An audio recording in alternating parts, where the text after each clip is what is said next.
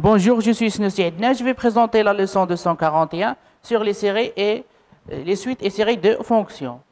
J'ai présenté ça à la maison privée des mathématiques le 15 novembre 2022 et on a présenté ça dans le cadre de la préparation à l'agrégation externe 2022. Donc, il y aura 3 vidéos. Le premier vidéo sera sur l'étude des fonctions et séries de fonctions. Le deuxième sera les séries entières et holomorphes. Et le troisième sera sur les séries de Fourier et les séries de Dirichlet.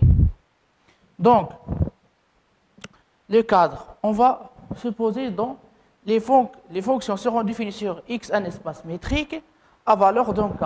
K sera soit égal à R ou C. Une série de fonctions de terme général Fn est la suite des sigma de K de 0 jusqu'à N de Fk.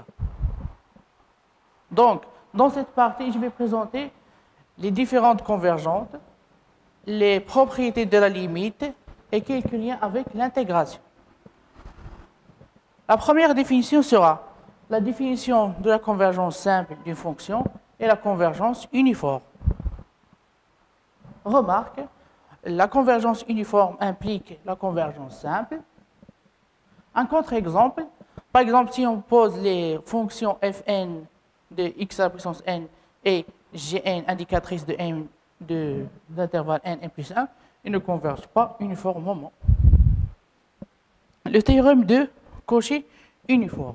Le théorème de Cauchy uniforme, les suites fn convergent uniformément si seulement si elle est uniformément de Cauchy. La topologie de la convergence uniforme est celle de la norme infinie. On va définir maintenant la convergence normale. La convergence normale d'une série de fonctions est normalement convergente si sigma de la norme de Fn est convergente. On majore uniformément chaque f valeur absolue de Fn par une constante An, donc la série est convergente. Proposition. La convergence uniforme d'une série de fonctions implique la convergence uniforme. Un contre-exemple. Le contre-exemple, si on prend 1 sur n des indicatrices de n plus 1 est une série de fonctions qui convergent uniformément sur R, mais pas normalement. Théorème. Théorème. Une limite uniformément d'une suite continue et continue.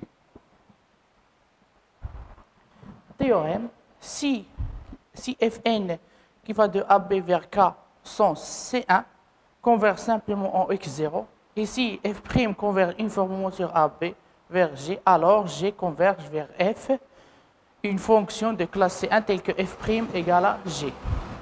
On prend un exemple. Sigma de n de xn, n factoriel, une série normalement convergente sur toute compacte de R, ainsi que toutes les séries dérivées. La limite notée exponentielle est donc une fonction de classe C infinie sur R entier et qui vérifie que exponentielle prime égale à exponentielle. Un contre-exemple, suite de fonctions C1 qui convergent uniformément dont la limite n'est pas C1. Théorème de Dini. J'ai déjà fait une vidéo sur ma chaîne, le théorème de Dini. Vous avez trouvé dans la description le théorème de Dini avec la démonstration.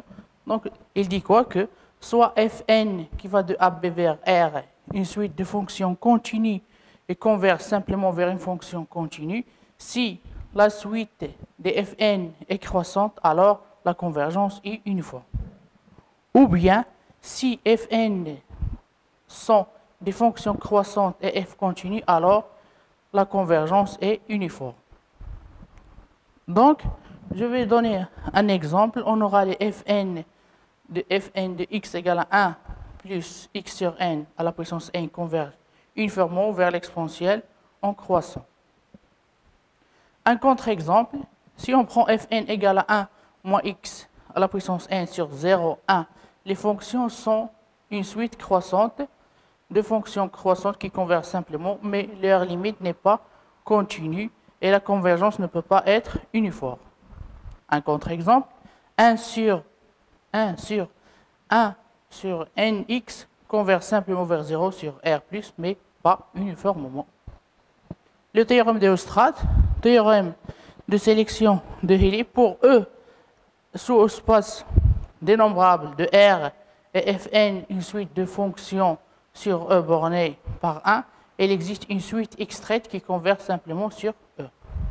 Théorème de Lévy, une suite croissante Fn de fonctions mesurables sur un espace mesurable à valeur dans 0 plus l'infini de limite simple f mesurable, on a l'intégrale f de demi égale à la limite de l'intégrale de Fn de demi. Corollaire, si l'intégrale sur E de Fn de demi est majorée, alors f est intégrable. À la place d'une suite croissante Fn, on peut donner une série Gn de fonctions positives ou nulles. Application, le lemme de Fachou. Pour Fn mesurable à valeur réelle, on aura l'intégrale de limite inf de Fu est inférieure à la limite inf de l'intégrale Fn. Théorème de convergence dominé. Si pour une suite Fn à valeur complexe converge simplement vers une fonction g, et on a la valeur absolue de fg de x majorée par un g de x avec g intégrable, alors Fn sont intégrables sur l'intégrale de Fn moins f de demi converge vers 0, c'est-à-dire que l'intégrale de f de demi égale à la limite de l'intégrale de Fn de demi. Application. Pour f intégrable et xn converge vers x, on montre que la transformation de Fourier de Fn de x converge vers f de x, donc la transformation de Fourier est continue.